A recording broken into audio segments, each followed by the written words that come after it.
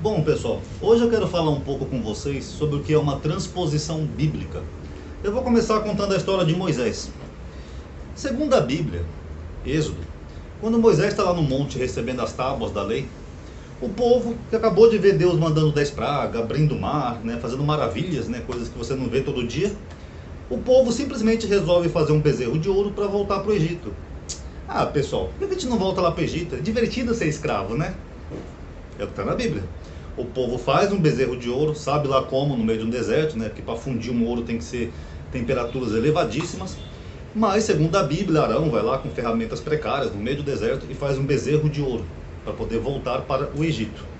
Aí Moisés desce e fica pé da vida com eles, Ele quebra as tábuas da lei e mata um monte de pessoas ali por causa disso. Tudo bem.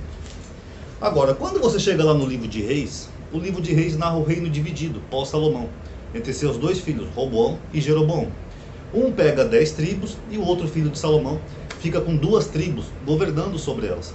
Aquele filho de Salomão que fica com 2 tribos, esse filho de Salomão fica ali no reino do sul, onde era Judá. E no reino do sul tinha Jerusalém, que era a capital, era o centro, praticamente religioso do judaísmo. Então as pessoas iam lá para Jerusalém, que era onde Salomão tinha feito o templo, para poder fazer os rituais judaicos, dentro do templo de Jerusalém. O outro filho, que fica com as 10 tribos, fica no reino do norte, que é o reino de Israel. Aí o que ele fala? Poxa, o pessoal daqui vai lá para o reino do sul para poder louvar por causa do templo. Já sei, vou fazer um objeto de adoração para eles adorarem aqui. O que ele faz? Ele manda fazer 2 bezerros de ouro, coloca lá em Betel, acho que é Betel se eu não estiver enganado, se eu estiver confundindo vocês me desculpem. E o povo, em vez de ir lá para o templo de Jerusalém, eles começam a cultuar lá os bezerros de ouro em Betel, que dura um bom tempo, inclusive, esse culto lá em Israel. Aí eu faço uma pergunta para vocês. Se o povo conhecia a história de Moisés, viu que Moisés ficou pé da vida lá por causa do bezerro de ouro, quebrou as tábuas da lei, caiu fogo do céu, matou uma pá de gente, mandou um passar a espada na coxa do outro, por que o povo simplesmente começou a seguir o bezerro de ouro numa boa? Eles não teriam falado para ele? Olha, rei, é o seguinte, isso aí tá errado, você não viu lá o que aconteceu com Moisés, lá com nossos pais no deserto? Não, o povo aceita numa boa e fica aquela guerra religiosa entre o templo e os bezerros de ouro. Vocês não acham estranho isso, pessoal? Quer dizer que tem toda aquela saga lá de Moisés e o outro vai lá e manda fazer 2 bezerros de ouro? Então, pessoal, segundo a crítica textual, essa passagem dos bezerros de ouro de Moisés é uma transposição. O que é uma transposição? É quando você pega algo de um lugar e transporta para outro lugar. Nesse caso, da Bíblia. Essa passagem, ela surge realmente ali no período dos reis.